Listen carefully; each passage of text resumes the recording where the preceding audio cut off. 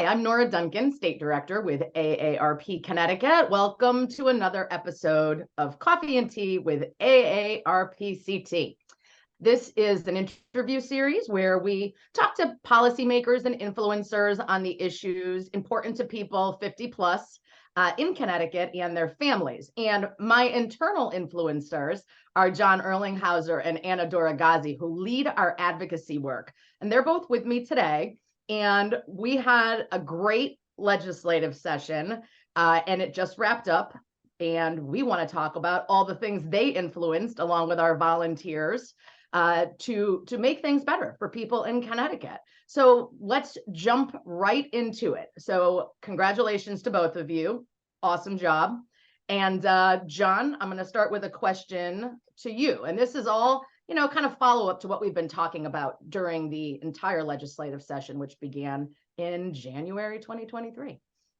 All right, actually going back into 2022, last year, voters passed a constitutional amendment by over 60% to permit early in-person voting. Connecticut at that point was one of only 4 states that didn't permit early in-person voting. And the legislature had to take action this year as a result of the voters giving their approval to this. So John, what was the result for voters in Connecticut, and what can we look forward to in the coming years? Well, first of all, thank you, Nora, for all support and leadership and direction you've given the state office and volunteers and staff for what contributed to such a successful 2023, and to my colleague Anna Doroghazi and the second half at the legislature and all the fine work that we were able to get accomplished. So specifically with regards to voting, yeah, it was a great year for voters in Connecticut. As you mentioned, over 60% of the voters last year said they want in-person early voting. And so, we worked very hard to inform people about that referendum and encourage our members to support it. And they overwhelmingly did. And so we had a mandate to go and work to get the legislature to provide that mandate. And so we did, and we were very successful in getting legislation passed that will provide for 2 weeks of early voting, and it will be again in 2024. So in the next, we hope, presidential primaries, there'll be 5 days of early voting in person. And we hope to have, it will be 2 weeks of early voting in the November elections. And, that was House Bill 5004. So we're encouraged by that. It'll have a process that will allow for every municipality in the state of Connecticut to have at least one early voting site. And there'll be evening hours and weekend hours. And so that's all kind of encouraging to accommodate all kind of lifestyles. Many of our members still works, many of them out of state, many of them are caregivers, are being cared for, and kind of can't just on the drop of a dime go and vote. So it'll give people more of an opportunity to kind of schedule when they want to go and vote. And the fact that there'll be a site in every state and city and town in the state is encouraging, because most states run their elections by county, and there are limited sites, so that's what kind of causes the long lines. But we'll have a site in every town, and there'll be a process to allow some of the bigger cities and towns to have more than one site, and they'll this bill also sets up a process for those towns to make that determination. We're also encouraged, while there wasn't everything we thought that needed to be funded for this process in the state budget, there was about $4 million that is in there to do the various tasks associated with early voting. We're going to be back next year, by the way, to try to encourage the state to come up with some more money to pay for the entire program. But in the state of Connecticut, towns fund elections, not the state, and this is so any money is new. So this is all kind of a new process. So we're very, very pleased and encouraged that we're going to finally be one of the other 46 now, with Connecticut 47 states that will have in-person early voting. And I will just mention very quickly, we also were able to get House Joint Resolution 1 passed, which sets up a process for voters to make a decision next year as to whether or not we should have no excuse absentee balloting. We worked very hard over the years to improve the absentee ballot process, so that encourages more people who are eligible to use absentee ballots if they so choose. For example, caregivers and things like that are now covered, and you don't have to be out of town the entire hours of operation. But you still do need an excuse to vote absentee ballot in the state of Connecticut. Voters will have the opportunity in 2024's November election to decide if they think you should just be able to vote by absentee ballot just because you want to. And, we'll leave that up to the voters, and we're going to work to inform the world about that as well. So a great year for voting a franchise here in Connecticut. Awesome. Thanks, John. So Anna, AARP Connecticut has done a lot of work to improve quality care in nursing homes. The pandemic exposed a lot. We've been able to make a lot more progress in the last few years than we had in the few years before that. But what happened this year as related to nursing homes, home care, the whole kit and caboodle? Yeah, so a lot happened this year. We started the year with several pieces of legislation that we were tracking related to quality care in nursing facilities, related to financial transparency, which is a driver of quality care in long-term care facilities. We were looking at issues related to homemaker companion agencies. And what happened, as often does during the legislative session, is that multiple pieces of legislation were the technical term for this is smushed into a single bill that was then passed with relatively uncommon unanimous support in both the House and the Senate. The bill that ultimately passed was House Bill 5781.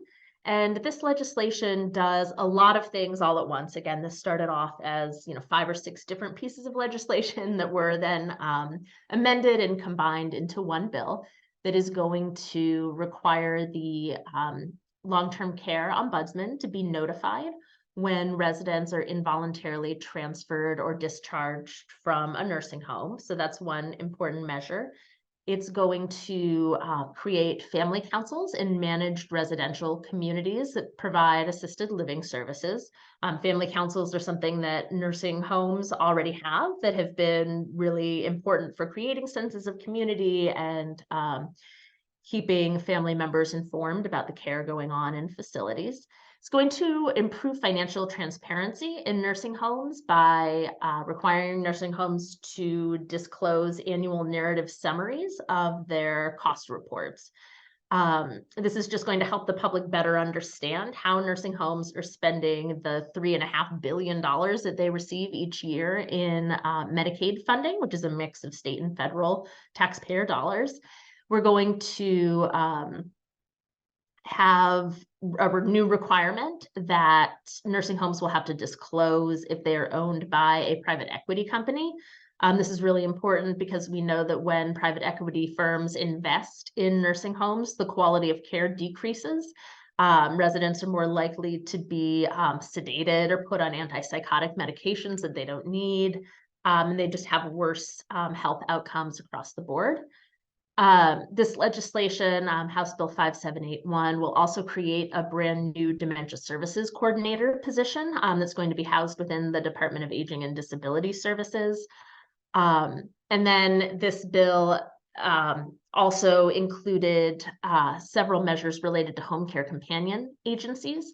So the state's going to make a plan to transfer oversight of that agency, of homemaker companion agencies, from the State Department of Consumer Protection over to the State Department of Public Health. There are some new guidelines related to when the Department of Consumer Protection can suspend a homemaker companion agency's registration. And there are some new requirements related to the service plans that clients of homemaker companion agencies need to receive from that agency when they become a client. So that is a lot that ended up happening in a single piece of legislation. We are very supportive of all those measures. There's still work to be done. There was another bill that we thought right up until the final day of session would make it across the finish line that would have required air conditioning in Connecticut nursing homes. That's not a requirement right now. We've heard reports over the last couple of years of facilities it just being incredibly inappropriately hot during the summer months. There initially had been legislation that looked at staffing levels in nursing homes. That came off the table. So still more work to do, but this is really a huge win. And the fact that it had unanimous bipartisan support in both the House and Senate, really is a testament to how involved nursing home residents have been in this conversation in the last couple of years, how involved family members have been, and to the work of AARP volunteers, as well as the long-term care ombudsman program. There's just so much interest in these issues, and we're really happy to be part of that conversation again this year. That's great, Anna. Yeah, it is disappointing about the staffing levels and the air conditioning. As in Mairead Painter, the long-term care ombudsman's place, I will say, she really finds it atrocious when she goes to a nursing home and finds it, unacceptably hot in rooms, but yet air conditioned in the management office. So we will keep working on that. All right, John, back to you. Taxation of retirement income, probably the thing we hear the most about from our members. So we've been plugging away at this year after year, making progress. What happened this session?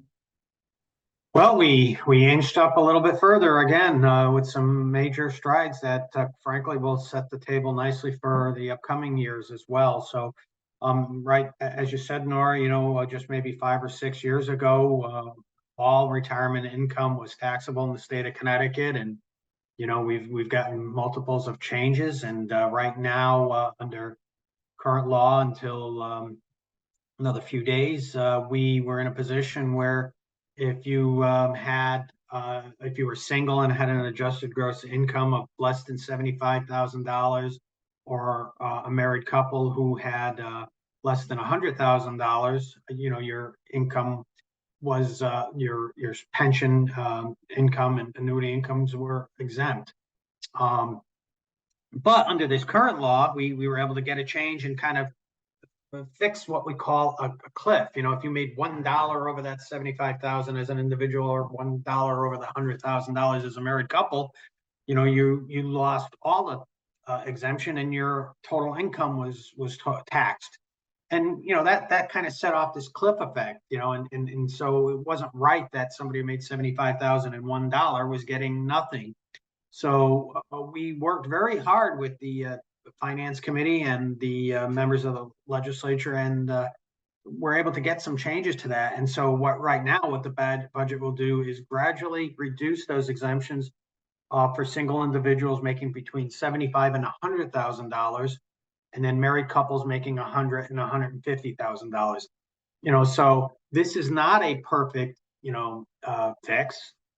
There are still a number of people who are deserving that are going to kind of miss the boat. But again, there is at least now a step process for those people between 100, and 150 and 75 and 100, right? So we've made some progress. It's a marathon, not a sprint. And we know that it isn't ideal, but something is better than nothing. And it built upon what we were able to do last year and the year before and the year before that. And so, we're quite proud and pleased with the fact that the legislature recognized that this was a problem.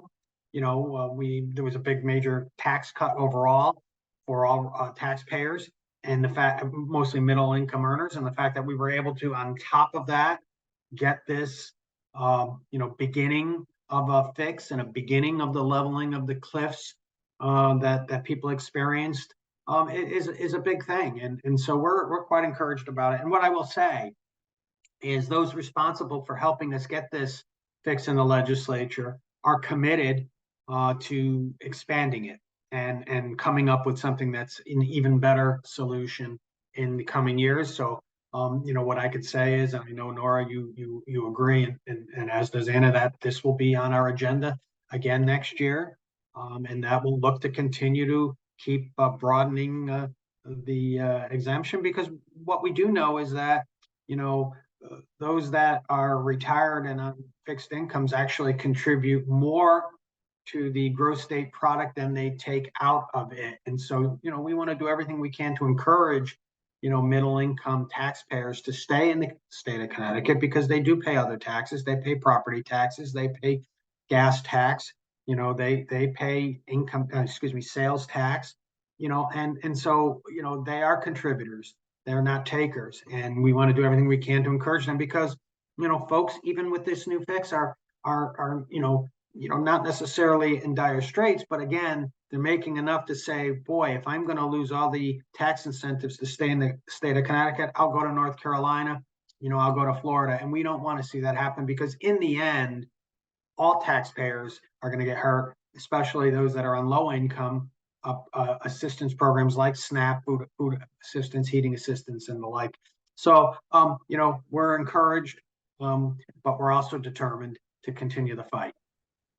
Yeah, I'm right there with you, John. Well said. And I will also note that, this was a bipartisan effort. So we've got folks on both sides of the aisle very committed. And this is the one where no matter what we do, somebody's not happy, but that's why we keep plugging away at it. So Anna, back to you. Prescription drugs have been a topic of ours for some time, and nationally, AARP and other advocacy organizations had a huge win in the fall of last year at the federal level with provisions in the Inflation Reduction Act that will lower prescription drug prices in Medicare, but also overall for, economies of scale. But there's a ton of work to still be done to lower the cost for consumers in healthcare in general and in prescription drugs. So why don't you tell us about some of the highlights of what Connecticut will be implementing as a result of this legislative session? Sure. So as you've mentioned, prescription drug prices continue to be a concern for not just AARP members, but for people of all ages. There was a recent report that I saw that in the United States, a quarter of adults say that they or a family member have not filled a prescription or skipped doses or cut pills in half in the past year because of the price of medication. So this is an issue that remains very important to us, both on the state and federal level. There was a bill, it was a real nail biter. It passed within the last hour of the legislative session this year, House Bill 6669, which is around protecting patients and prohibiting unnecessary healthcare costs. There are a few provisions in there that are going to touch on the issue of high cost prescription medication. First of all, there is a piece of the bill that will allow the state comptroller's office to establish and administer a prescription drug discount card program. We're hearing that the comptroller's office wants to join a program called ArrayRx, which is one of these multi-state buying pools. This isn't anything new. There are a handful of other states that already do this, and they've delivered pretty good savings to consumers in the states that participate. One of these interstate consortiums, for example, has delivered almost $100 million in pharmacy benefit savings. In the last couple of years of, the 2010s, I think that was 2016 to 2019, almost $100 million in savings for residents. So that's pretty good. And we're hoping that joining one of these consortiums will bring similar discounts to not just older Connecticut residents, but Connecticut residents of all ages. The bill that passed, House Bill 6669, also has pieces in it that will require the State Department of Consumer Protection to look at a new framework for how to inform physicians when certain drug patents expire and generic alternatives come to the market. We know that generics are significant cost savers over brand name prescription drugs. So that'll be great when we have a framework for helping physicians understand when those cheaper generics are available. There is a section where the Office of Health Strategy is going to start doing some reporting on pharmacy benefit manager practices, what the impact of PBMs is on drug prices. The more information we have about things like that, the better. The Office of Health Strategy is also going to be able to include a wider range of prescription drugs on an annual report that they generate. about prescription drugs that are provided at a really substantial cost to the state. This bill has a lot of areas even beyond prescription drugs that were passed. Most notably, I think there was a piece in that legislation that's going to generally prohibit hospitals and health systems from charging facility fees for on-campus outpatient procedures. I think a lot of folks, when they look at their the bills they receive from their doctors, or they look at what's covered, from their insurance companies, I think a lot of people will say a facility fee, what's that? What's this extra money that I'm paying as part of my health insurance? So hopefully folks will be seeing fewer of those moving forward. There's some other pieces in that legislation as well, but just in the interest of time, I won't summarize, all 45 or 50 pages of the bill, but those were the ones that I think really are going to impact those prescription drug prices and facility fees. Awesome. And people can go check it out themselves if they're interested. All right, John, consumer issues have been your cup of tea for some time, utilities in particular. What are some of the major changes that the legislature has made in this last session that will help consumers, and hopefully rein in some of the nation's highest electric rates? So, I'm glad that you brought that up. And yes, we've been working on for utilities issues and consumer issues for quite a long time in Connecticut. We're kind of the premier organization that takes on the utilities issue on behalf of ratepayers in Connecticut. And we had a good year this year. The legislature passed Senate Bill 7, which was something that we worked on and gave a lot of support for and advice in how to do kind of reining in of things that the utility companies are making a profit off of on the backs of ratepayers, frankly. And so, Senate Bill 7 is a big comprehensive bill. It builds off of a piece of legislation that came a couple of summers ago after Tropical Storm Isis called Take Back Our Grid. And this is kind of like Take Back Our Grid 2 or 2.0, as they say. And what it does is, for example, right now, the utilities are able to do multiple things that they recover in rates. So when a utility participates in a rate case, all of their expenses associated with bringing witnesses and things before the regulatory body are then recoverable in rates, and that means the ratepayers. When the utility joins a professional organization that is a trade association to kind of learn about utilities and so forth, that is recoverable by the ratepayers. When a utility makes charitable donations and then does advertisements on television touting, the charitable donations that they make, in fact, that's all recoverable by ratepayers. So all of these things are being paid for by ratepayers, driving up costs. And we don't think that is appropriate use of ratepayer dollars. If the utility wants to make a charitable contribution, I would encourage them to do so. But that should come from shareholders, not from ratepayers. If a utility wants to join a professional organization, by the way, a professional organization that in many instances advocates against pro-consumer legislation at the state and local level and federal level, we shouldn't be paying for the utilities to have a professional organization lobby against the ratepayers' interest.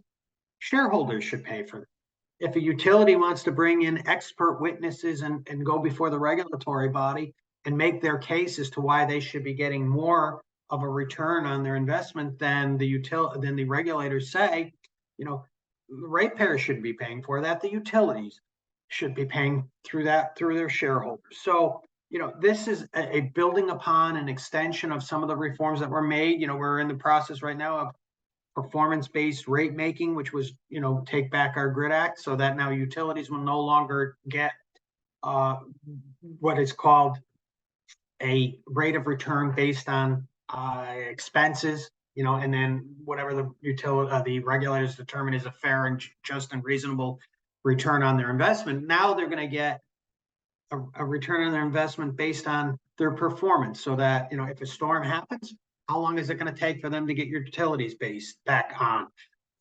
What is it going to take for them to respond to an accident, when the utility poles come down? These are important things because, utilities are a necessity. They're not a privilege. They are a necessity. And so, we're encouraged with this. It also did things like change the way utilities get reimbursed for energy efficiency. So right now, ratepayers go out and they conserve energy. And you would think, wow, isn't that great because you're saving money? But what the state of Connecticut decides through the regulatory process is that, hey, we're going to go to Eversource and United Illuminating, and we're going to make them whole for all of the profit that they lose because ratepayers are conserving. But then what we're paying back to the utilities for their lost revenue is socialized amongst all ratepayers. So it really is costing all ratepayers for the conservation of some ratepayers. That's not an incentive to conserve and save money, which we want everybody to do. It would be wonderful if those who could conserve do conserve, and they should save money for doing it, but not at the expense of ratepayers, many of whom are not in the position to conserve. For example, if they're renters and they don't own their home, they can't make the energy efficiency retrofits that are needed to save money. So again, those that can't afford to make those retrofits are saving money on their electric bill, and it's on the back and on the burdens of those who can't, because we perversely pay the utilities for the loss in revenue for that conservation. So that's going to be a process that's going to change. So these are things that are great for the ratepayers, and we're very happy that we were able to work with the again, it's the theme of 2023 in the legislature, in a bipartisan way. Again, we were able to get this done, and we're looking forward to its implementation. Thank you, John. That is great consumer changes coming our way. I know everyone's happy about that. So what we're not happy about, Anna, is that pedestrian deaths and motor vehicle deaths are at a 30-year high in Connecticut. And that's kind of a trend across the country, actually. So what have lawmakers done to address this problem? Sure. As you mentioned, I don't think it's a surprise to anyone that fatalities are increasing on Connecticut roads. 2022, as you mentioned, was the most deadly year we've had, in 30 years. And 55% of pedestrians who were killed on Connecticut roadways last year were over the age of 55. So this really is an issue that disproportionately impacts older adults. So one thing that the legislature did this year was to pass House Bill 5917, an act implementing the recommendations of the Vision Zero Council. So I'll just start by saying, what Vision Zero is, what that means. So Vision Zero is a strategy to eliminate traffic fatalities and severe injuries for everyone who uses the road. So drivers, passengers, but also pedestrians and cyclists. So the whole idea behind Vision Zero is that we should embrace a vision where there are zero fatalities on our roadways. So what does this bill do? How is it going to get us there? First of all, this legislation will require the Department of Transportation to adopt an intersection control evaluation policy to look at new intersections and, when they do repairs that modify existing intersections, to take a look at, are these intersections safe? Are there new designs? Are there ways that, any new or reconstructed intersection can become safer for all road users? It creates an education program for local schools. So it would give schools the ability to take on these Vision Zero programs. Because we know that education is one way that you can change behavior long term. So if we get kids before they get a driver's license to start thinking about safer roads, that's better for all of us in the long run. Again, on the education theme, every other time you go to the DMV moving forward to renew your license, or when you move to Connecticut for the first time and need to transfer that out-of-state license to a Connecticut license, you're going to be required to watch a safety video that highlights any recent changes to Connecticut law. As I'm sure folks are aware, there are things that happen at the legislature all the time that become general public knowledge. So now every other time you go to renew that license, you're going to get that little bit of education around current rules of the road in Connecticut. Also, this provision is really fun, I think, when you contest a traffic ticket, instead of having to pay a fine or get points on your license, prosecutorial officials will have the ability to say, all right, if you want to contest this, we can resolve this ticket by having you take a driver safety course that specifically speaks to the violation at hand. So it's not just, you hand over the money to settle the ticket, but it's saying, you drive too fast. Let's educate you a little bit about some of the consequences of that. It also, again, this is a pretty lengthy bill. I'll just touch briefly on what ended up being the most controversial piece of this legislation, which is that it allows municipalities to install red light cameras in specified locations. And it sets a lot of guidelines. There are a lot of protections within the legislation around how these red light cameras should be used. Again, there's no mandate associated with these red light cameras. They're not coming to every single community in Connecticut, but for communities that proactively opt into this provision and identify intersections where there have been, high rates of crashes, where it's in a school zone. So there are a lot of guardrails around this, but it does create the option for municipalities to adopt these cameras for a time-limited period to see if it will change driver behavior and make our roads safer. So we were excited to support this legislation and hope that it will decrease some of those fatalities. Ideally, all of the fatalities that we've been seeing on Connecticut roadways. That would be the vision, right? Vision zero. And yeah, the only thing that's gotten any press on this whole thing, to your point about lots of things happen at the Capitol that nobody knows about, is like the red light cameras. So there's lots there, not just red light cameras. You guys did a great job on this session. Our volunteers, our e-activists who take action with us when we ask them to speak up on a piece of priority legislation, all of that comes together and results in great changes to laws. There's lots of things that happen getting done and undone at the Capitol every year. And we want to make sure when we do something, everybody knows about it. So share this, tell a friend, and look forward to changes in retirement, taxation, and all the like. And so with that, we are going to take a few weeks off. We'll be back in a month with another episode of Coffee and Tea with AARP-CT, but Anna and John need some rest. They've been busy. And with that, I would invite folks to go to aarp.org/CT to capture all of this in writing and see lots of other interesting stuff that we're up to, and join us for events online and in person. And with that, thanks everybody, and we'll see you next time. Thanks. Thanks, Nora. Thanks, John. Bye.